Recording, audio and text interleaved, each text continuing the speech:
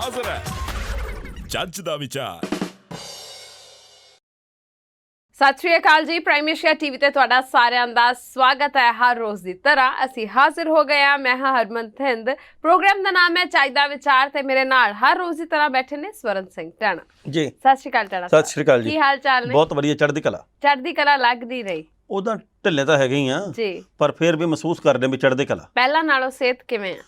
ਸਿਹਤ ਬਾਹਲੀ ਠੀਕ ਵੀ ਨਹੀਂ ਜੀ, ਪਰ ਕੋਈ ਗੱਲ ਨਹੀਂ, ਹੋ ਜਾਣੀ 2-4 ਦਿਨਾਂ 'ਚ ਠੀਕ ਹੋ ਜਾਣੀ ਹੈ। ਬਿਲਕੁਲ ਠੀਕ ਹੋ ਜਾਣੀ ਹੈ, ਪਰ ਉਹ ਠੀਕ ਤਾਂ ਹੋਏਗੀ ਜੇ ਦਵਾਈ ਲਓਗੇ ਤਾਂ। ਦਵਾਈ ਆਪਾਂ ਗੋਲੀ ਫਿਰ ਲੈ ਲਈ ਜੀ, ਤੜਕੇ ਫਿਰ ਗੋਲੀ ਲੈ ਲਈ ਇੱਕ। ਬਹੁਤ ਅੱਛੇ। ਤੇ ਹੁਣ ਮੌਸਮ ਦੀ ਹਾਲ ਬਿਆਨ ਨਹੀਂ ਕਰ ਦਿਓ। ਮੌਸਮ ਬਈ ਇਹ ਆ ਕਿ ਪੰਜਾਬ ਦੇ ਵਿੱਚ ਮੀਂਹ ਪੈਣ ਦੀ ਕਈ ਥਾਵਾਂ ਤੇ ਪੂਰੀ ਸੰਭਾਵਨਾ। ਜੀ, ਤੇ ਕੱਲ ਮੈਨੂੰ ਫੋਨ ਆਇਆ, ਕਹਿੰਦੇ ਵੀ ਰਾਏਕੋਟ ਦੇ ਵੱਲ ਬੜਾ ਮੀਂਹ ਪਿਆ। ਅੱਛਾ ਜੀ। ਤੇ ਕਹਿੰਦੇ ਪੰਜਾਬ ਦੇ ਵਿੱਚ ਅੱਜ ਮੀਂਹ ਪੈ ਜਾਣਾ। ਤੇ ਕਹਿੰਦੇ 2-3 ਦਿਨ ਪੰਜਾਬ 'ਚ ਮੀਂਹ ਪੈਂਦੇ ਰਹਿਣਾ। ਹਾਂਜੀ। ਤੇ ਪਤਾ ਨਹੀਂ ਕਿੰਨਾ ਕੁ ਪੈਣਾ, ਪਰ ਪੰਜਾਬ ਦੇ ਵਿੱਚ ਮੀਂਹ ਪੈਣਾ। ਜੀ ਬਿਲਕੁਲ। ਤੇ ਜਿਹੜੇ ਨੀਵੇਂ ਇਲਾਕੇ ਆ ਪੰਜਾਬ ਦੇ ਵਿੱਚ ਤੇ ਉਹਨਾਂ ਦਾ ਕੋਈ ਨੁਕਸਾਨ ਨਾ ਹੋਵੇ, ਇਹਦੀ ਭਾਈ ਅਸੀਂ ਅਰਦਾਸ ਕਰਦੇ ਹਾਂ। ਤੇ ਮੀਂਹ ਦੀਆਂ ਲੋੜਾਂ ਤਾਂ ਹੁੰਦੀਆਂ ਹੀ ਆ, ਪਰ ਗੱਲ ਇਹ ਵੀ ਜਦੋਂ ਮੀਂਹ ਬਾਹਲਾ ਪੈ ਜਾਂਦਾ ਤੇ ਉਦੋਂ ਫਿਰ ਨੁਕਸਾਨ ਦਿੰਦਾ ਜੀ। ਤੇ ਬਾਕੀ ਦੇਖੋ ਭਾਈ, ਕੁਦਰਤ ਦੇ ਮੂਹਰੇ ਜ਼ੋਰ ਵੀ ਕੋਈ ਨਹੀਂ। ਕਿਸੇ ਦੀ ਵੀ ਜਾਨ ਮਾਲ ਦਾ ਕੋਈ ਵੀ ਨੁਕਸਾਨ ਨਾ ਹੋਵੇ, ਇਹਦੀ ਅਸੀਂ ਕਾਮਨਾ ਕਰਦੇ ਹਾਂ। ਤੇ ਬਾਕੀ ਹੁਣ ਟਾਣਾ ਸਾਹਿਬ ਅੱਗੇ ਵਧੀਏ ਤੇ ਚੱਜ ਦਾ ਵਿਚਾਰ ਪੇਸ਼ ਕਰੀਏ। ਦੇਖੋ ਵੀ ਚੱਜ ਦਾ ਵਿਚਾਰ ਇਹ ਆ ਕਿ ਤਜਰਬਾ ਮੈਨੂੰ ਇਹ ਕਹਿੰਦਾ ਕਿ ਖਾਮੋਸ਼ੀ ਦੇ ਵਿੱਚ ਹੀ ਸਭ ਕੁਝ ਲੁਕਿਆ ਹੋਇਆ। ਵਾਹ।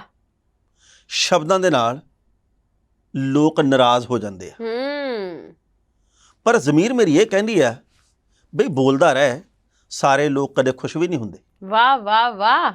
ਤਜਰਬਾ ਭਾਵੇਂ ਮੈਨੂੰ ਇਹ ਕਹਿੰਦਾ ਹੋਵੇ ਵੀ ਭਾਈ ਚੁੱਪ ਰਿਹਾ ਕਰ, ਖਾਮੋਸ਼ ਰਿਹਾ ਕਰ, ਲੋਕ ਨਾਰਾਜ਼ ਨਾ ਹੋਣ, ਪਰ ਜ਼ਮੀਰ ਤਾਂ ਮੇਰੀ ਇਹ ਕਹਿੰਦੀ ਹੈ ਨਾ ਕਿ ਭਾਈ ਬੋਲਦਾ ਰਿਹਾ ਕਰ, ਕੁਛ ਨਹੀਂ ਹੁੰਦਾ। ਲੋਕਾਂ ਨੂੰ ਖੁਸ਼ ਕਰਨ ਦਾ ਆਪਾਂ ਠੇਕਾ ਲਿਆ। ਲੋਕ ਨਾ ਖੁਸ਼ ਹੋਣ, ਲੋਕ ਤਾਂ ਕਦੇ ਖੁਸ਼ ਹੁੰਦੇ ਹੀ ਨਹੀਂ। ਕਿਹਨੂੰ ਖੁਸ਼ ਕਰ ਲੇਗਾ?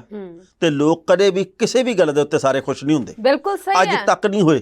ਲੋਕ ਤਾਂ ਟਾਣਾ ਸਾਹਿਬ ਆਪਣੇ ਮਾਂ-ਬਾਪ ਤੋਂ ਬਹੁਤੀ ਵਾਰ, ਆਪਣੇ ਨਾਲ ਦੇ ਜੰਮਿਆਂ ਤੋਂ ਕਈ ਵਾਰ ਖੁਸ਼ ਨਹੀਂ ਹੁੰਦੇ। ਸੋ ਇਸ ਲਈ ਲੋਕਾਂ ਦੀ ਪਰਵਾਹ ਨਹੀਂ ਕਰਨੀ ਚਾਹੀਦੀ। ਜੇਕਰ ਤੁਹਾਨੂੰ ਪਤਾ ਤੁਸੀਂ ਸੱਚ ਦੇ ਰਾਹ ਦੇ ਉੱਪਰ ਚੱਲ ਰਹੇ ਹੋ, ਜੇਕਰ ਤੁਹਾਨੂੰ ਪਤਾ ਕਿ ਮੈਂ ਸਹੀ ਹਾਂ ਆਪਣੀ ਥਾਂ ਦੇ ਉੱਪਰ, ਜੇਕਰ ਤੁਸੀਂ ਸ਼ੀਸ਼ੇ ਦੇ ਵਿੱਚ ਆਪਣੇ ਨਾਲ ਅੱਖਾਂ ਮਿਲਾ ਸਕਦੇ ਹੋ, ਤਾਂ ਮਤਲਬ ਤੁਸੀਂ ਸਹੀ ਹੋ ਤੇ ਉਸ ਰਾਹ ਦੇ ਉੱਪਰ ਫਿਰ ਤੁਰਦੇ ਰਹੋ, ਸਦਾ ਹੀ ਤੁਰਦੇ ਰਹੋ। ਬਿਲਕੁਲ ਸਹੀ ਗੱਲ ਆ। ਹੁਣ ਮੇਰੇ ਵਾਲਾ ਚਾਹੀਦਾ ਵਿਚਾਰ ਆਉਣ ਦਿਓ। ਕੀ ਹੋਇਆ ਟਾਣਾ ਸਾਹਿਬ, ਝੂਮਦੇ ਜੇ ਪਏ ਹੋ? ਉਹਦਾ ਨਾ ਗੋਲੀ ਦਾ ਅਸਰ ਜਾ ਐਂ ਜੀ ਕਰਦਾ, ਐਂ ਕਰੀ ਜਾਗੇ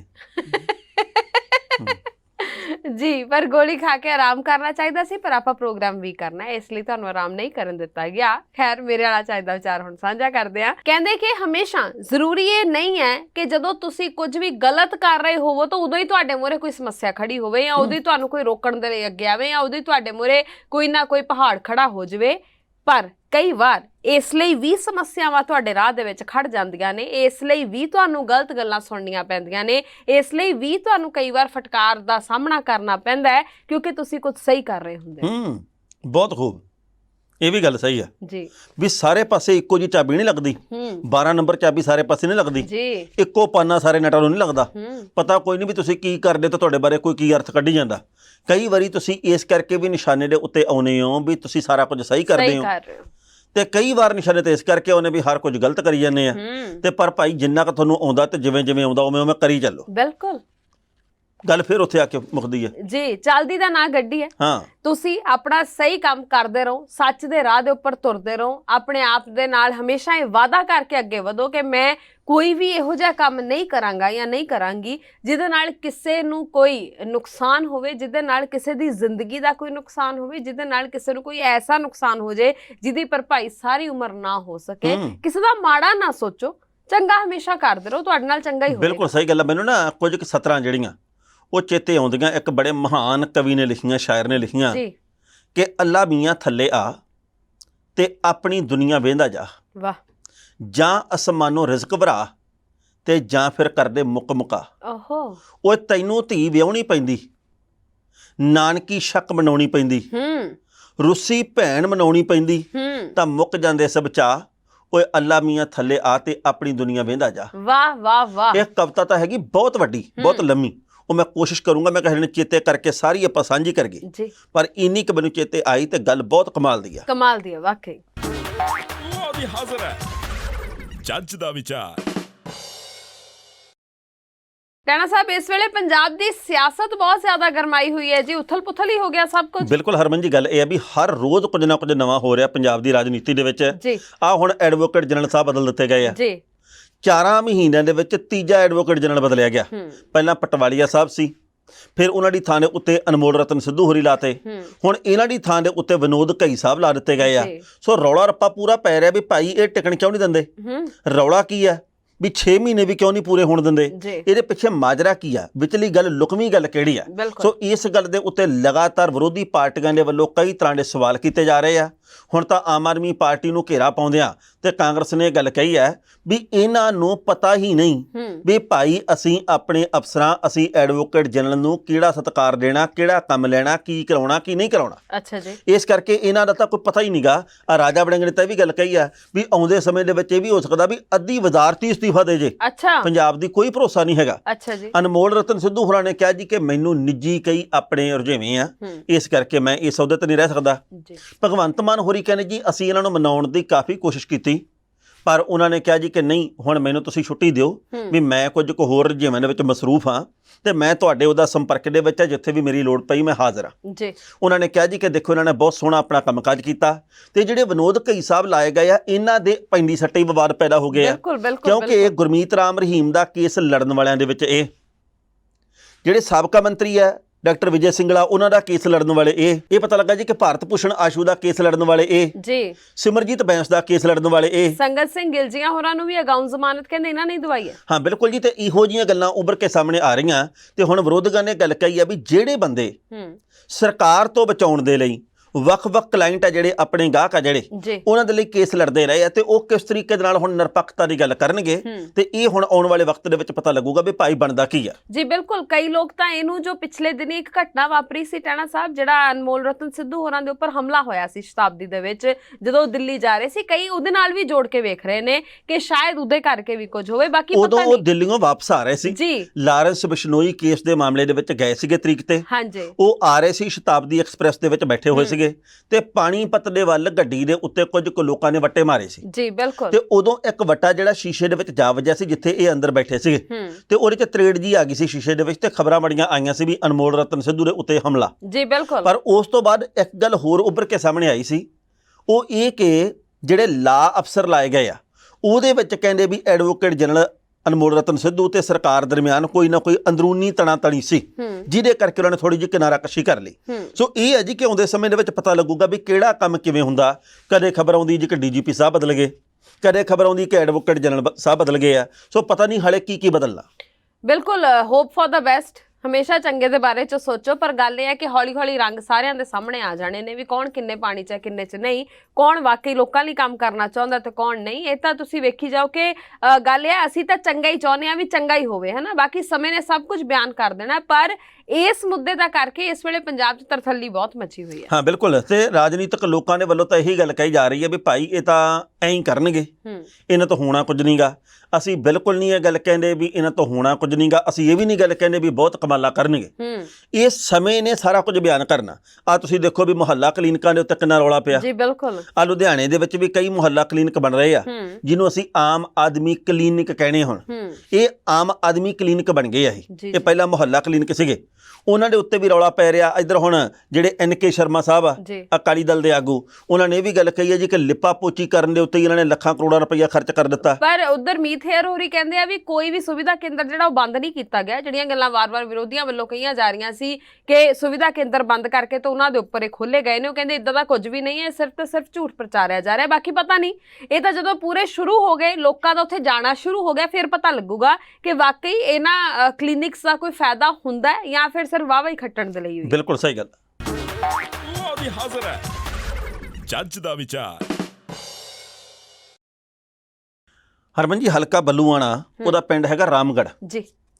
ਇਸ ਪਿੰਡ ਦੇ ਲੋਕਾਂ ਨੇ ਗੱਲ ਕਹੀ ਹੈ ਜੀ ਕਿ ਸਾਡਾ ਪਿੰਡ ਵਿਕਾਊ ਆ, ਜਿਹਨੇ ਖਰੀਦਣਾ ਖਰੀਦ ਲਓ। ਉਹ ਕਹਿੰਦੇ ਜੀ ਅਸੀਂ ਇਹ ਵੀ ਹੱਥ ਜੋੜ ਕੇ ਬੇਨਤੀ ਕਰਦੇ ਹਾਂ ਵੀ ਜੇਕਰ ਤੁਸੀਂ ਸਾਡੇ ਪਿੰਡ ਨੂੰ, ਸਾਡੇ ਇਲਾਕੇ ਨੂੰ ਬਿਹਤਰ ਨਹੀਂ ਬਣਾ ਸਕਦੇ, ਕੋਈ ਵੀ ਸਰਕਾਰ ਨਹੀਂ ਬਣਾ ਸਕਦੀ, ਤਾਂ ਬੇਸ਼ੱਕ ਸਾਡੇ ਪਿੰਡ ਨੂੰ ਕਿਸੇ ਹੋਰ ਸੂਬੇ ਨਾਲ ਜੋੜ ਦਿੱਤਾ ਜਾਵੇ। ਹੱਥ ਜੋੜ ਕੇ ਕਹਿੰਦੇ ਆ ਵੀ ਸਾਡੇ ਪਿੰਡ ਨੂੰ ਬਖਸ਼ ਦਿਓ। ਅਸੀਂ ਥੋੜਾ ਮਾੜਾ ਕੀ ਕੀਤਾ, ਵੋਟਾਂ ਪਾਉਣ ਦੇ ਵੇਲੇ ਅਸੀਂ ਮੂਹਰੇ ਹੁੰਨੇ ਆ, ਕਤਾਰਾਂ ਦੇ ਵਿੱਚ ਅਸੀਂ ਲੱਗਦੇ ਆ, ਕਦੇ ਕਿਸੇ ਦਾ ਮਾੜਾ ਨਹੀਂ ਕੀਤਾਗਾ ਤੇ ਅਸੀਂ ਮਿਹਨਤਕਸ਼ ਲੋਕ ਆ ਤੇ ਸਾਡਾ ਪਿੰਡ ਡੋਬ ਦਿੰਨੇ ਆ।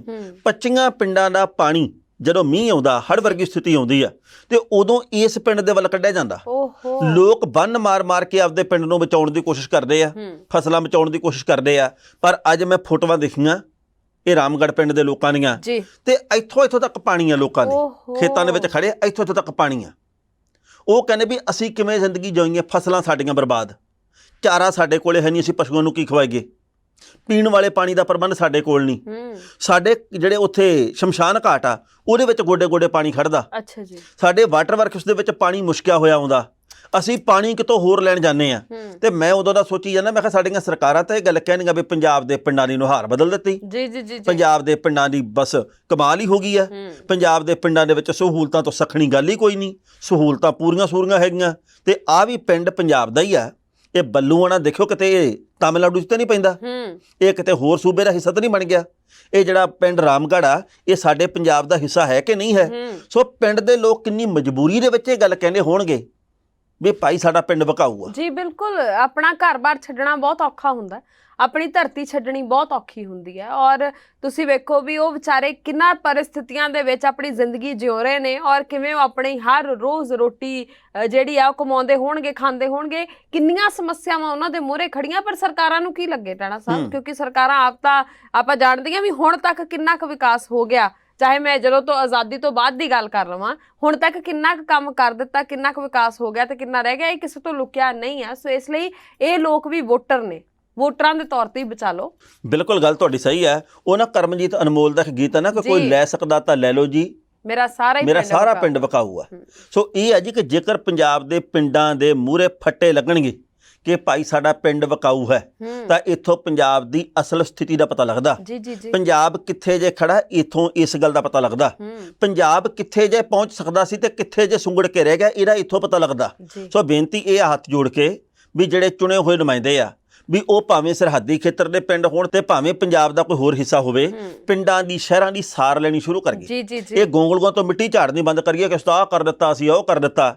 ਆਪਣੇ ਕੋਲੇ ਪ੍ਰਬੰਧ ਹੀ ਹੈ ਨਹੀਂ, ਮੀਂਹ ਦੇ ਪਾਣੀ ਦਾ ਪ੍ਰਬੰਧ ਆਪਾਂ ਅੱਜ ਤੱਕ ਕੀ ਕੀਤਾ? ਕਿਹੜੀ ਸਰਕਾਰ ਐਸੀ ਹੈ ਜਿਹਨੇ ਪੰਜਾਬ ਦੇ ਵਿੱਚ ਮੀਂਹ ਦੇ ਪਾਣੀ ਨੂੰ ਸਹੀ ਤਰੀਕੇ ਨਾਲ ਸੰਭਾਲਣ ਵਾਸਤੇ ਪ੍ਰਬੰਧ ਕੀਤਾ?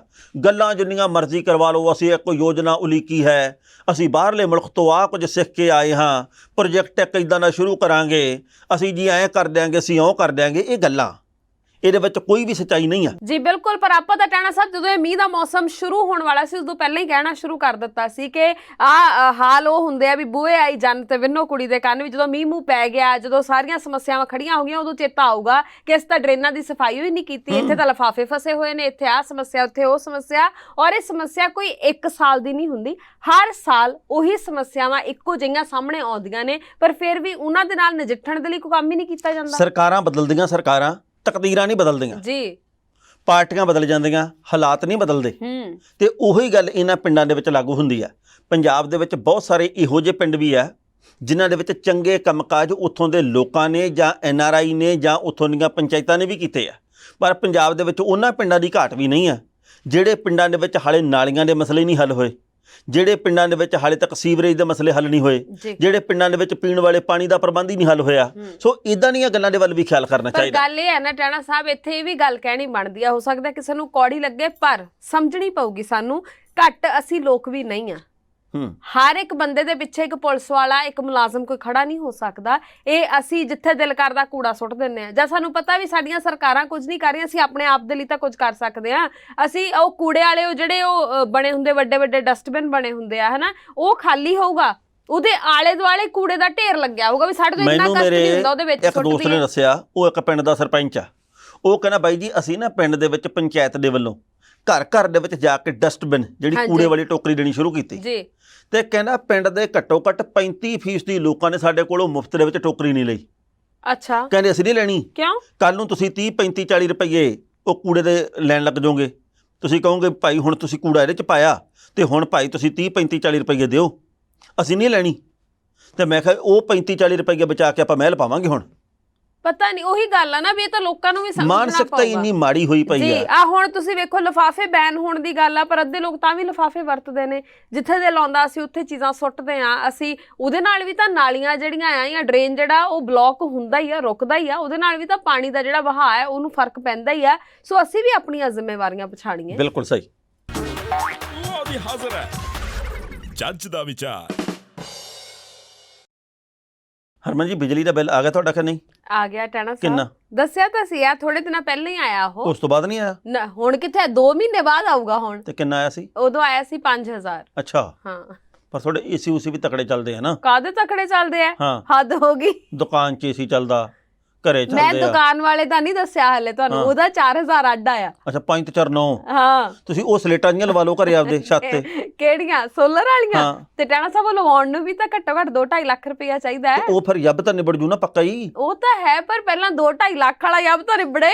ਅੱਛਾ। ਹਾਂ ਉਹ ਮੈਂ ਤਾਂ ਨਾ ਜਦੋਂ ਪੈਸੇ ਪੂਸੇ ਆ ਗਏ ਨਾ ਮੇਰੇ ਕੋਲੇ, ਜੀ, ਮੈਂ ਛੱਤ ਤੇ ਸਲੇਟਾਂ ਜੀਆਂ ਲਵਾ ਲੈਣੀਆਂ। ਅੱਛਾ, ਹਾਂ, ਸੋਲਰ ਵਾਲੀਆਂ ਸਿੱਧੀ ਬੱਤੀ ਤੁਸੀਂ ਮੈਂ ਨਾ- ਸੂਰਜ ਦੀ ਸਾਰੀ ਚੂਸ ਮੈਂ ਨਾ ਲੈਣੀ ਹੈ। ਆਪਦੀ ਬਿਜਲੀ ਵਰਤ ਕੇ ਜਿੰਨੀ, ਹਾਂ, ਤੇ ਮੈਂ ਪੁੱਛਿਆ ਕਰਨਾ ਵੀ ਕਿਸੇ ਹੋਰ ਨੂੰ ਚਾਹੀਦੀ ਆ। ਅੱਛਾ। ਹੂੰ। ਤੇ ਇੱਕ ਤਾਰ ਸਿੱਧੀ ਸਾਡੇ ਵੱਲ ਨੂੰ ਪਾ ਦੇ। ਵਾਹ ਵਾਹ ਵਾਹ। ਆ ਵੀ ਠੀਕ ਆ, ਆਪੇ ਕਹਿੰਦੇ ਮੈਂ ਪੁੱਛਿਆ ਕਰਨਾ ਵੀ ਕਿਸੇ ਨੂੰ ਚਾਹੀਦੀ ਹੈ। ਹੂੰ, ਤੇ ਇੱਕ ਉਧਰ ਸਹੀ। ਠੀਕ ਆ।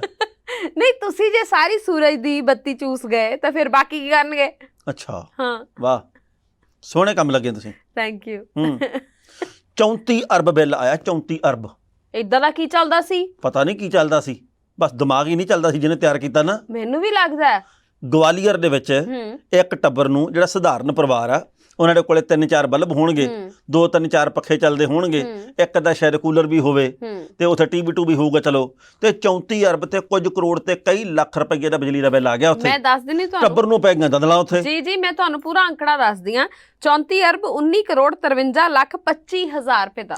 ਉਹ ਕਹਿੰਦੇ ਵੀ ਜੇ ਅਸੀਂ ਸਾਰੇ ਮੁਹੱਲੇ ਨੂੰ ਵੇਚਣ ਤੇ ਲਾ ਦਈਏ ਤੇ 34 ਅਰਬ ਫਿਰ ਵੀ ਨਹੀਂ ਬਣਦਾ। ਜੀ ਬਿਲਕੁਲ। ਉਹ ਕਹਿੰਦੇ ਵੀ ਅਸੀਂ ਪਰਸੋਂ ਨੇ ਸੋਚੀ ਜਾਂਦੇ ਵੀ 34 ਅਰਬ 'ਚ ਸਿਫਰਾਂ ਕਿੰਨੀਆਂ ਪੈਣੀਆਂ। ਇਹਨਾਂ ਨੇ ਸੋਨੇ ਦੀਆਂ ਜਾਂ ਹੀਰੇ ਦੀਆਂ ਤਾਰਾਂ ਤਾਂ ਨਹੀਂ ਪਵਾਈਆਂ? ਯਾਨੀ ਚਾਂਦੀ ਦਾ ਵਰਕ ਉੱਤੇ ਲਵਾ ਕੇ ਨਾ, ਡਾਇਮੰਡ ਦਾ ਵਰਕ ਲਾ ਕੇ ਉੱਤੇ, ਅੱਛਾ ਜੀ। ਕੋਈ ਹੀਰਾ ਹੂਰਾ ਜੜ ਕੇ ਯੂਨਿਟ ਦੇ ਵਿੱਚ ਫੇਰ ਫੂਕਦੇ ਇਹ। ਅੱਛਾ ਅੱਛਾ ਅੱਛਾ, ਪਰ ਮੈਂ ਕਦੇ ਇਹੋ ਜੀ ਗਲਤੀ ਨਹੀਂ ਸੁਣੀ ਟਾਣਾ ਸਾਹਿਬ ਵੀ ਕਿਸੇ ਘਰ ਦੇ ਵਿੱਚ ਮੰਨ ਲਓ ਵੀ ਜਿਵੇਂ 5000 ਦਾ ਬਿੱਲ ਹੈ ਤੇ ਕਦੇ ਇਹ ਨਹੀਂ ਹੋਇਆ ਵੀ 500 ਦਾ ਬਿੱਲ ਆ ਗਿਆ ਹੋਵੇ। ਇਦਾਂ ਦੀ ਕਦੇ ਵੀ ਟੈਕਨੀਕਲ ਮਿਸਟੇਕ, ਤਕਨੀਕੀ ਜਿਹੜੀ ਗਲਤੀ ਉਹ ਨਹੀਂ ਹੁੰਦੀ, ਤੇ ਇਦਾਂ ਵਧਾ ਚੜਾ ਕੇ ਵਾਲੀਆਂ ਗਲਤੀਆਂ ਬਹੁਤ ਆਉਂਦੀਆਂ ਨੇ। ਬਿਲਕੁਲ ਸਹੀ ਗੱਲ ਆ। ਜਦੋਂ ਹੁਣ ਇਸ ਘਰ ਦੇ ਵਿੱਚ ਐਡਾ ਵੱਡਾ ਬਿੱਲ ਆ ਗਿਆ, ਤੇ ਫਿਰ ਜਿਹੜੇ ਘਰ ਦੇ ਵਿੱਚ ਇੱਕ ਬਜ਼ੁਰਗ ਆ, ਉਹ ਦਿਲ ਦੇ ਰੋਗੀ ਆ, ਤੇ ਉਹ ਹਸਪਤਾਲ 'ਚ ਭਰਤੀ। ਓਹੋ। ਘਰ ਦੀ ਔਰਤ ਦਾ ਬਲੱਡ ਪ੍ਰੈਸ਼ਰ ਵੱਧ ਘਟ ਗਿਆ, ਉਹ ਹਸਪਤਾਲ 'ਚ ਭਰਤੀ। ਇੱਕ ਜਣੇ ਨੂੰ ਹੋਰ ਦੰਦਲਾਂ ਪੈਣ ਨੂੰ ਫਿਰਦੀਆਂ, ਇਹ ਸਾਰੇ ਜਣੇ ਹਸਪਤਾਲ ਦੇ ਵਿੱਚ ਭਰਤੀ। ਤੇ ਹੁਣ ਜਦੋਂ ਜਾ ਕੇ ਉੱਥੇ ਗੇੜੇ ਤੇ ਗੇੜਾ ਮਾਰ ਕੇ ਬਿਜਲੀ ਮਹਿਕਮੇ ਦੇ ਵਿੱਚ, ਤੇ 1300 ਰੁਪਈਆ ਬਿੱਲ ਰਹਿ ਗਿਆ। 34 ਅਰਬ ਤੋਂ ਅਸਲ ਬਿੱਲ 1300 ਤੇ ਆ ਗਿਆ। ਨਹੀਂ, ਪਰ ਇੱਕ ਗੱਲ ਮੈਨੂੰ ਸਮਝਾਓ ਟਾਣਾ ਸਾਹਿਬ, ਤਕਨੀਕੀ ਜਿਹੜੀ ਗਲਤੀ ਆ ਉਹ ਮੈਂ ਮੰਨਦੀ ਆ ਵੀ 0 ਦਾ ਫਰਕ ਪੈ ਗਿਆ ਹੋਊਗਾ ਨਾ, ਵੀ 3400 ਬਿੱਲ ਸੀ ਤੇ ਉਹਦੇ ਅੱਗੇ ਜ਼ੀਰੋਆਂ ਵੱਧ ਲੱਗ ਗਈਆਂ ਜਿਹਦੇ ਕਰਕੇ ਆ ਹੋ ਗਿਆ। ਕਿੱਥੇ 34 ਅਰਬ, ਕਿੱਥੇ 1300? ਇਹ ਤਾਂ ਆਪਸ 'ਚ ਰਕਮਾਂ ਵੀ ਮੇਲ ਨਹੀਂ ਖਾਂਦੀਆਂ, ਨਾ 13-34 ਆਪਸ 'ਚ ਮਿਲਦੇ ਵੀ ਹੈ ਨਹੀਂ। ਇਹ ਕਿੱਦਾਂ? ਕਈ ਵਾਰੀ ਨਾ ਕੋਈ ਐ ਉੱਥੇ ਉਂਗਲ ਰੱਖ ਕੇ ਨੀਨੀ ਆ ਗਈ ਉਹਨੂੰ, ਉਹ ਆਪੇ ਕੰਪਿਊਟਰ ਟਾਈਪ ਕਰੀ ਗਿਆ ਕਰਕੇ ਨਾ, ਹਾਂ 0 ਪਾਈ ਗਿਆ। ਐਦਾਂ ਹੋ ਗਿਆ ਹੁਣ। ਤੇ ਜਿਹੜੇ ਵਿਚਾਰੇ ਹੁਣ ਹਸਪਤਾਲ ਦਾਖਲ ਆ ਤੇ ਉਹਨਾਂ ਦਾ ਖਰਚਾ ਕੌਣ ਦਊਗਾ? ਉਹ ਬਿਜਲੀ ਮਹਿਕਮਾ ਜ਼ਰੂਰ ਦੇਊਗਾ। ਇਹ ਬਿਜਲੀ ਵੇਲੇ ਸਿਰ ਦੇ ਦੇਣੇ ਨਾ ਥੋੜਾ। ਇਹ ਵੀ ਗੱਲ ਸਹੀ ਹੈ। ਮਤਲਬ ਤੁਸੀਂ ਇਹ ਵੇਖੋ, ਗਲਤੀ ਵੀ ਉਹਨਾਂ ਦੀ, ਪੈਟਰੋਲ ਤੇਲ ਉਹ ਵੀ ਆਪਣਾ ਫੂਕ ਕੇ ਤੁਸੀਂ ਜਾਓ ਵੀ ਆ ਗਲਤੀ ਸੁਧਾਰ ਦਿਓ, ਤਾਂ ਵੀ ਮੋੜੇ ਕਦੀ ਜੇਈ ਸਾਹਿਬ ਹੈ ਨਹੀਂ, ਕਦੇ ਕੋਈ ਹੈ ਨਹੀਂ, ਕਦੇ ਦਫ਼ਤਰ ਦਾ ਟਾਈਮ ਹੈ ਨਹੀਂ, ਕਦੇ ਛੁੱਟੀ ਹੋ ਗਈ, ਕਦੇ ਅੱਜ ਛੁੱਟੀ ਆ, ਅੱਜ ਹੜਤਾਲ ਆ, ਤੁਹਾਡਾ ਕੰਮ ਤਾਂ ਵੀ ਨਹੀਂ ਹੁੰਦਾ, ਤੇ ਬੰਦਾ ਵਿਚਾਰਾ ਅਲੱਗ ਪਰੇਸ਼ਾਨ ਹੁੰਦਾ। ਪੰਜਾਬ ਦੇ ਵਿੱਚ ਕਈ ਬੰਦੇ ਇਹੋ ਜਿਹੇ ਆ ਸਧਾਰਨ ਪਰਿਵਾਰਾਂ ਵਾਲੇ, ਜਿਨ੍ਹਾਂ ਨੂੰ ਕਦੇ 2.5 ਲੱਖ ਦਾ ਬਿੱਲ ਆ ਗਿਆ, ਕਦੇ 2 ਲੱਖ ਦਾ ਬਿੱਲ ਆ ਗਿਆ। ਜਦੋਂ ਉਹ ਜਾਂਦੇ ਮਹਿਕਮੇ ਦੇ ਵਿੱਚ, ਉਹ ਕਹਿੰਦੇ ਵੀ ਟੈਕਨੀਕਲ ਪ੍ਰੋਬਲਮ ਆ ਇਹਦੇ 'ਚ, ਟੈਕਨੀਕਲ ਨੁਕਸ ਆ ਗਿਆ ਇਹਦੇ 'ਚ, ਇਹ ਕੋਈ ਗੜਬੜੀ ਹੋ ਗਈ ਕੰਪਿਊਟਰ ਦੀ। ਉਹ ਕਹਿੰਦੇ ਠੀਕ ਕਰ ਦਿਓ, ਕਹਿੰਦੇ ਅੱਜ ਜੇਈ ਹੈ ਨਹੀਂ। ਜਿਸ ਦਿਨ ਜੇਈ ਲੱਭਦਾ ਕਹਿੰਦੇ ਕਲਰਕ ਹੈ ਨਹੀਂ, ਜੇ ਕਲਰਕ ਆ ਗਿਆ ਜੇਈ ਫੇਰ ਨਹੀਂ ਹੁੰਦਾ। ਇਹ ਇਕੱਠੇ ਤਾਂ ਕਦੇ ਹੁੰਦੇ ਹੀ ਨਹੀਂਗੇ। ਇਹ ਕਿਹੜੇ ਉਹ ਕਰਨਾ ਜਿਹਨ ਫਿਲਮ ਵਾਂਗੂ ਇਕੱਠੇ ਹੋ ਜਾਣਗੇ ਇਹ, ਠੀਕ ਆ। ਉਹ ਫਿਰ ਵਿਛੜੇ ਰਹਿੰਦੇ ਆਪਸ ਦੇ ਵਿੱਚ। ਇਹ ਤਾਂ ਫਿਰ ਕਿ ਮੇਰੇ ਕਰਨ ਅਰਜਨ ਆਏਂਗੇ, ਅਸਮਾਨ ਕੇ ਸੀਨਾ ਚੀਰ ਕੇ ਆਏਂਗੇ। ਵਿਚਾਰੇ ਚੰਗੇ ਅਫਸਰ ਨੇ ਜਿਹੜੇ ਵਾਕਈ ਕੰਮ ਕਰਦੇ ਨੇ, ਜਿਹੜੇ ਕੰਮ ਕਰਨਾ ਚਾਹੁੰਦੇ ਨੇ, ਲੋਕ ਡਰਦੇ ਫਿਰ ਉਹਨਾਂ ਕੋਲ ਜਾਂਦੇ ਹੀ ਹੈ ਨਹੀਂਗੇ ਵੀ ਇਹ ਵੀ ਸ਼ਾਇਦ ਬਾਕੀਆਂ ਵਰਗੇ ਹੀ ਹੋਣੇ ਨੇ। ਬਿਲਕੁਲ ਸਹੀ ਗੱਲ ਆ। ਉਹ ਵੀ ਹਾਜ਼ਰ ਹੈ ਜੱਜ ਦਾ ਵਿਚਾਰ। ਪ੍ਰਾਈਮ ਏਸ਼ੀਆ ਟੀਵੀ ਤੇ ਵਕਫੇ ਤੋਂ ਬਾਅਦ ਇੱਕ ਵਾਰ ਫਿਰ ਤੋਂ ਤੁਹਾਡਾ ਸਾਰਿਆਂ ਦਾ ਸਵਾਗਤ ਹੈ। ਪ੍ਰੋਗਰਾਮ ਚੱਜ ਦਾ ਵਿਚਾਰ ਵੇਖ ਰਹੇ ਹੋ ਤੁਸੀਂ। ਮੈਂ ਹਰਮਨ ਥਿੰਦ, ਮੇਰੇ ਨਾਲ ਨੇ ਸਵਰਨ ਸਿੰਘ ਟਾਣਾ, ਤੇ ਹੁਣ ਅਗਲੀਆਂ ਖਬਰਾਂ ਵੱਲ ਵਧੀਏ। ਟਾਣਾ ਸਾਹਿਬ ਬਿਲਕੁਲ ਜੀ, ਸਤਿ ਸ੍ਰੀ ਅਕਾਲ। ਸਤਿ ਸ਼੍ਰੀ ਅਕਾਲ ਜੀ, ਕੀ ਹਾਲ ਨੇ? ਬਹੁਤ ਵਧੀਆ, ਚੜ੍ਹਦੀ ਕਲਾ। ਹੋਰ ਸੁਣਾਓ? ਬਿਲਕੁਲ ਠੀਕ ਆ ਟਾਣਾ ਸਾਹਿਬ, ਤੁਸੀਂ ਦੱਸੋ? ਮੈਂ ਠੀਕ ਆ। ਦਵਾਈ ਦਾ ਅਸਰ ਹੋ ਗਿਆ ਲੱਗਦਾ? ਨਹੀਂ, ਦਵਾਈ ਦਾ ਹੈਗਾ ਉਦਾਂ ਉਹਦਾ ਮੁੜਕਾ ਜਾਉਂਦਾ ਹੁਣ ਨਾ। ਹਾਂਜੀ, ਇਹ ਗੋਲੀ ਖਾ ਕੇ ਜੀ ਜੀ, ਤੇ ਪਿੰਡਾ ਜਾਂ ਗਿੱਲਾ ਹੁੰਦਾ। ਹਾਂ, ਉਹ ਫਿਰ ਦਵਾਈ ਅਸਰ ਕਰ ਰਹੀ ਹੈ ਨਾ ਆਪਣਾ। ਚਲੋ ਕੋਈ ਗੱਲ ਨਹੀਂ, ਹੋ ਜਾਓਗੇ ਠੀਕ। ਆਪਾਂ ਰਾਜਸਥਾਨ ਦੀ ਗੱਲ ਕਰਨੀ ਹੈ। ਕਰੋ। ਹਾਂ, ਰਾਜਸਥਾਨ ਦੇ ਚੁਰੂ ਖੇਤਰ 'ਚ ਕਹਿੰਦੇ ਵਿਆਹ 'ਚ ਪੰਗਾ ਪੈ ਗਿਆ। ਵਿਆਹ 'ਚ ਪੰਗਾ ਪੈਂਦਾ ਹੀ ਹੁੰਦਾ, ਕਿਤੇ ਫੁੱਫੜ ਰੁੱਸ ਗਿਆ, ਹਾਂ, ਕਿਤੇ ਜੀਜਾ ਰੁੱਸ ਗਿਆ, ਕਿਤੇ ਜੀਜਾ ਰੁੱਸ ਗਿਆ। ਹਾਂ, ਕਦੇ ਕਹਿ ਦਿੰਦੇ ਵੀ ਭਾਈ ਮਟਰ ਪਨੀਰ ਦੇ ਵਿੱਚ ਪਨੀਰ ਹੈ ਨਹੀਂ ਸੀ, ਕਦੇ ਕਹਿ ਦਿੰਦੇ ਵੀ ਚਿਕਨ ਦੇ ਵਿੱਚ ਤਰੀ ਸੀ, ਗੱਲੀ ਵਿੱਚ ਪੀਸ ਹੈ ਨਹੀਂ ਸੀਗਾ।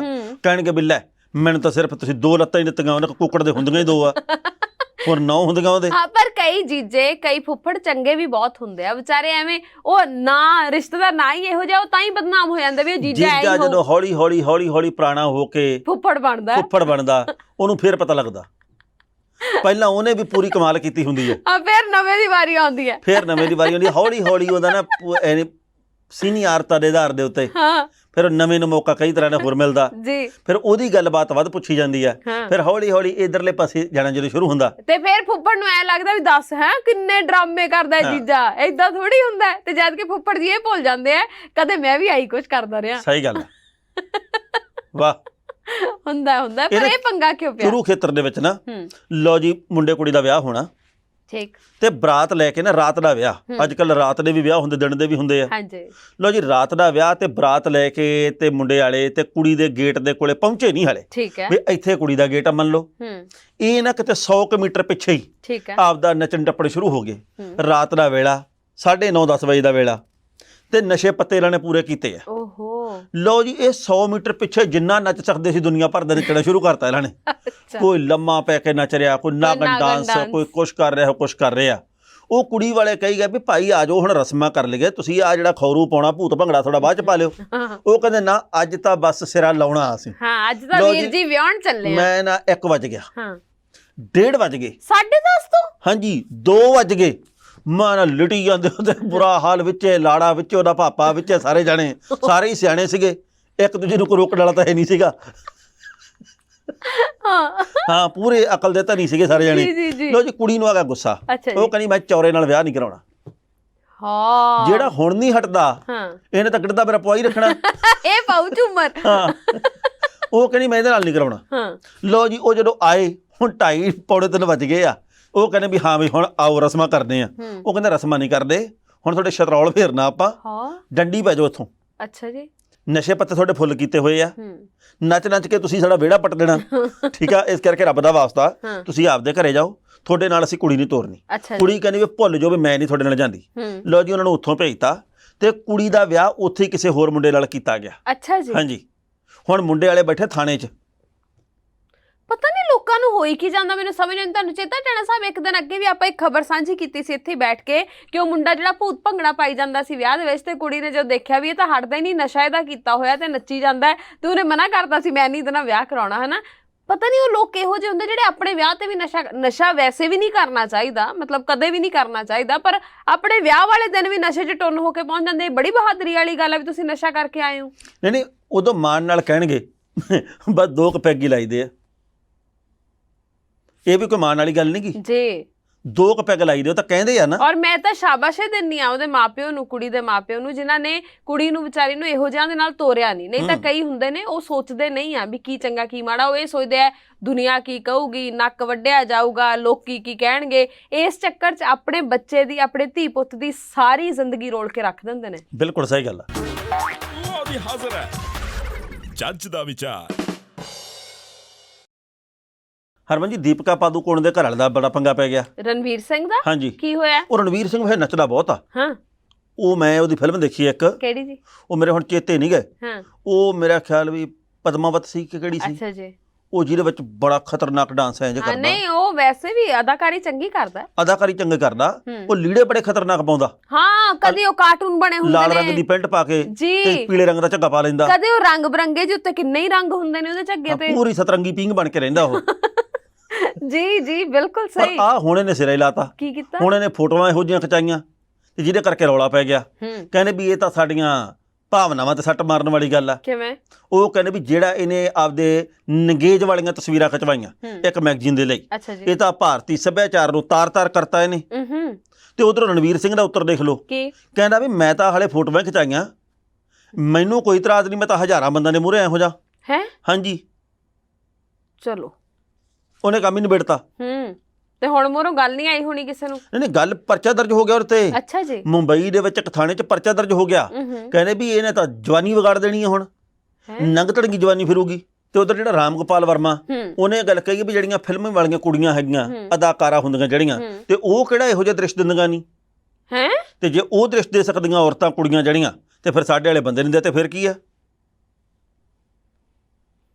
ਕੀ ਕਹੋਗੇ? ਇੱਕ ਨਾ ਇੰਦੌਰ ਦੇ ਵਿੱਚ ਨੇਕੀ ਦੀ ਦੀਵਾਰ ਆ, ਉੱਥੇ ਨਾ ਲੀੜੇ ਇਕੱਠੇ ਕਰਨੇ ਸ਼ੁਰੂ ਕੀਤੇ ਆ। ਅੱਛਾ ਜੀ। ਇੱਕ NGO ਵਾਲਿਆਂ ਨੇ। ਹਾਂਜੀ। ਉਹ ਕਹਿੰਦੇ ਵੀ ਇਹ ਸਾਰੇ ਲੀੜੇ ਇਕੱਠੇ ਕਰਕੇ ਰਣਵੀਰ ਸਿੰਘ ਦੇ ਘਰੇ ਭੇਜਣੇ ਆ ਵੀ ਆਹ ਪਾ ਲਿਆ ਕਰ।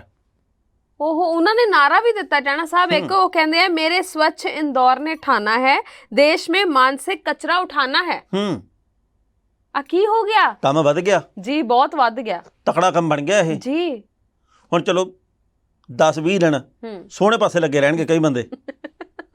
ਹਾਂ ਬਈ ਇਹਦੇ ਲੀੜੇ ਪਾਓ, ਮੁੱਦਾ ਮਿਲ ਗਿਆ। ਹਾਂ ਆਪਾਂ ਇਹਦੇ ਲੀੜੇ ਪਾਉਣੇ ਆ ਜੀ, ਬਿਲਕੁਲ। ਇਹਦੇ ਧੱਫੜ ਕੱਢੋ, ਇਹਦੇ ਕੋਟੀਆਂ ਪਾਓ, ਹੁਣ ਇਹਨੂੰ ਪਵਾਓ ਗਰਮ ਕੋਟ। ਹਾਂ ਪਰ ਪਤਾ ਨਹੀਂ ਟਾਣਾ ਸਾਹਿਬ ਕੀ ਕਹੀਏ, ਇਹੋ ਜਿਹੇ ਮਸਲੇ। ਕਈ ਲੋਕ ਇਹ ਗੱਲ ਕਹਿੰਦੇ ਆ ਵੀ ਫੇਰ ਕੀ ਹੋ ਗਿਆ ਜੇ ਉਹਨੇ ਇਦਾਂ ਦੀਆਂ ਤਸਵੀਰਾਂ ਕਰ ਲਈਆਂ, ਤੇ ਕਈ ਲੋਕ ਕਹਿੰਦੇ ਵੀ ਭਾਈ ਇਹ ਬਿਲਕੁਲ ਗਲਤ ਗੱਲ ਹੈ, ਇਦਾਂ ਨਹੀਂ ਸੀ ਕਰਨਾ ਚਾਹੀਦਾ। ਅੱਛਾ ਜੀ। ਵਿਚਾਰ ਸਭ ਦੇ ਆਪੋ ਆਪਣੇ ਆ, ਪਰ ਮੁੱਦਾ ਇਹ ਬਣ ਗਿਆ ਤੇ ਇਸ ਮੁੱਦੇ ਦੇ ਵਿੱਚ ਬਾਲੀਵੁੱਡ ਵੀ 2 ਹਿੱਸਿਆਂ ਦੇ ਵਿੱਚ ਵੰਡਿਆ ਗਿਆ। ਅੱਛਾ ਜੀ। ਪਰ ਗੱਲ ਇਹ ਹੈ ਟਾਣਾ ਸਾਹਿਬ ਕਿ ਨਾ ਵਾਕਈ ਕੁਝ ਵੀ ਕਰਨ ਤੋਂ ਪਹਿਲਾਂ ਮੈਨੂੰ ਲੱਗਦਾ ਹੈ ਕਿ ਉਹਦੇ ਦੂਰਅਸੀ ਸਿੱਟੇ ਜ਼ਿਹਨ ਦੇ ਵਿੱਚ ਰੱਖ ਕੇ ਹੀ ਕੋਈ ਕੰਮ ਕਰਨਾ ਚਾਹੀਦਾ ਹੈ ਕਿ ਜੇਕਰ ਮੈਂ ਇਦਾਂ ਦਾ ਕੁਝ ਕਰਾਂ ਜਾਂ ਕਰਾਂਗੀ ਤਾਂ ਉਹਦੇ ਨਾਲ ਅੱਗੇ ਕੀ ਹੋਊਗਾ, ਹਨਾ। ਇਹ ਹੁਣ ਵਾਕਈ ਇਹਦੇ ਨਾਲ ਮਸਲਾ ਕਾਫੀ ਜ਼ਿਆਦਾ ਉਲਝ ਗਿਆ ਹੈ। ਗਾਣਾ ਚੇਤੇ ਆ ਗਿਆ ਮੈਨੂੰ, ਕਿਹੜਾ? ਖਲੀ ਬਲੀ ਹੋ ਗਿਆ ਦਿਲ। ਅੱਛਾ, ਤੁਸੀਂ ਉਹਦਾ ਗਾਣਾ ਚੇਤੇ? ਮੈਂ ਨਾਲ ਚੇਤੇ ਕਰੀ ਜਾਂਦਾ ਸੀ, ਖਲੀ ਬਲੀ ਹੋ ਗਿਆ ਹੈ ਦਿਲ। ਤੇਰੀ ਤੁਸੀਂ ਕੁਛ ਕਰੋਗੇ, ਆ ਦਵਾਈ ਅਸਰ ਕਰ ਗਈ ਟਾਣਾ ਸਾਹਿਬ। ਹਾਂ ਗਾਣੇ ਆ ਰਹੇ ਨੇ ਹੁਣ, ਥੋੜੇ ਤੰਦਰੁਸਤੀ ਵੱਲ ਨੂੰ ਵੱਧ ਨਜ਼ਰ ਆ ਰਹੇ ਹੋ। ਉਹ ਤੁਸੀਂ ਦੇਖਿਓ ਸਹੀ YouTube ਤੇ ਜਾ ਕੇ। ਅੱਛਾ ਜੀ। ਮੈਂ ਨਾ ਬਹੁਤ ਤਕੜਾ ਡਾਂਸ ਕਰਦਾ ਉਹਦੇ ਚ ਉਹ। ਅੱਛਾ ਜੀ। ਵਾਹ ਵਾਹ। ਤੇ ਹੁਣ ਜਿਹੜੀ ਖਲੀ ਬਲੀ ਹੋਈ ਹੈ ਉਹ, ਹਾਂ ਦਿਲ ਇੱਕ ਪਾਸੇ, ਖਲੀ ਇੱਕ ਪਾਸੇ, ਬਲੀ ਇੱਕ ਪਾਸੇ। ਹਾਂ ਬਿਲਕੁਲ ਸਹੀ ਹੈ। ਪਰ ਚਲੋ ਬਈ ਸਮੱਥ ਤੋਂ ਕੰਮ ਲੈਣਾ ਚਾਹੀਦਾ, ਕੁਛ ਵੀ ਮਾੜਾ ਨਾ ਕਰੋ ਭਾਈ। ਬਿਲਕੁਲ ਸਹੀ। ਜੱਜ ਦਾ ਵਿਚਾਰ। ਹਰਮਨ ਜੀ, ਇੱਕ ਬੜੇ ਦੁੱਖ ਦੀ ਖਬਰ ਆਈ ਹੈ ਜੀ। ਆਪਾਂ ਵੀ 3 ਵਰ੍ਹੇ ਪਹਿਲਾਂ ਬਲਵਿੰਦਰ ਸਫਰੀ ਸਾਹਿਬ ਜਿਹੜੇ ਕਿ ਇੰਗਲੈਂਡ ਦੇ ਵਿੱਚ ਰਹਿੰਦੇ ਸੀ ਜੀ ਤੇ ਪੰਜਾਬ ਦੇ ਜੰਪਲ ਸੀ, ਉਹਨਾਂ ਦੀ ਮੁਲਾਕਾਤ ਕੀਤੀ ਸੀ ਚੱਜ ਦਾ ਵਿਚਾਰ ਦੇ ਵਿੱਚ, ਤੇ ਉਹ ਦੁਨੀਆ ਦੇ ਉੱਤੇ ਨਹੀਂ ਰਹੇ। ਇੱਕ ਵੇਲਾ ਸੀ ਜਦੋਂ ਬਲਵਿੰਦਰ ਸਫਰੀ, ਭੰਵਰਾ ਸਾਹਿਬ ਦਾ ਗਰੁੱਪ, ਉਧਰੋਂ AS ਕੰਗ, ਉਧਰੋਂ ਪ੍ਰੇਮੀ ਗਰੁੱਪ ਤੇ ਕਈ ਹੋਰ ਗਰੁੱਪ ਇੰਗਲੈਂਡ ਦੇ ਵਿੱਚ ਤੂਤੀ ਬੋਲਦੀ ਹੁੰਦੀ ਸੀ। ਬਿਲਕੁਲ ਸਹੀ। ਬਲਵਿੰਦਰ ਸਫਰੀ ਦੀ ਇੰਨੀ ਕੁ ਕਰੇਜ਼, ਇੰਨੀ ਕੁ ਖਿੱਚ ਹੁੰਦੀ ਸੀ ਵੀ ਲੋਕ ਦੇਖਣ ਵਾਸਤੇ ਨਾ ਰੁਕ ਜਾਂਦੇ ਹੁੰਦੇ ਸੀ, ਜਾਮ ਲੱਗਦੇ ਹੁੰਦੇ ਸੀ, ਜਾਮ ਵੀ ਬਲਵਿੰਦਰ ਸਫਰੀ ਹੋਰੀ ਚੱਲੇ ਆ। ਬਲਵਿੰਦਰ ਸਫਰੀ ਨੂੰ ਪੁੱਛ ਕੇ ਵਿਆਹ ਦੇ ਪ੍ਰੋਗਰਾਮ ਰੱਖੇ ਜਾਂਦੇ ਸੀ। ਮਲਕੀਤ ਸਿੰਘ ਤਾਂ ਚਲੋ ਉਦੋਂ ਵੀ ਸਟਾਰ ਸੀ ਤੇ ਅੱਜ ਵੀ ਉਵੇਂ ਰਫਤਾਰ 'ਚ ਵਿਚਰਦੇ ਆ। ਪਰ ਗੱਲ ਇਹ ਵੀ ਬਲਵਿੰਦਰ ਸਫਰੀ ਸਾਹਿਬ ਆ ਜਿਹੜੇ, ਉਹ ਪਿਛਲੇ ਕੁਝ ਕੁ ਸਮੇਂ ਤੋਂ ਬਿਲਕੁਲ ਗਾਇਕੀ ਤੋਂ ਪਰੇ ਸੀ ਜੀ। ਇਹਨਾਂ ਦੇ ਪਤਾ ਲੱਗਾ ਜੀ ਕਿ ਸਰਜਰੀ ਹੋਈ ਸੀ, ਬਾਈਪਾਸ ਸਰਜਰੀ, ਇਹ ਕੋਮਾ 'ਚ ਚਲੇ ਗਏ ਸੀ, ਫਿਰ ਥੋੜ੍ਹੇ ਜਿਹੇ ਤੰਦਰੁਸਤੀ ਵੱਲ ਵੀ ਵਧੇ ਤੇ ਹੁਣ ਇਹਨਾਂ ਦੀ ਮੌਤ ਹੋ ਗਈ ਆ।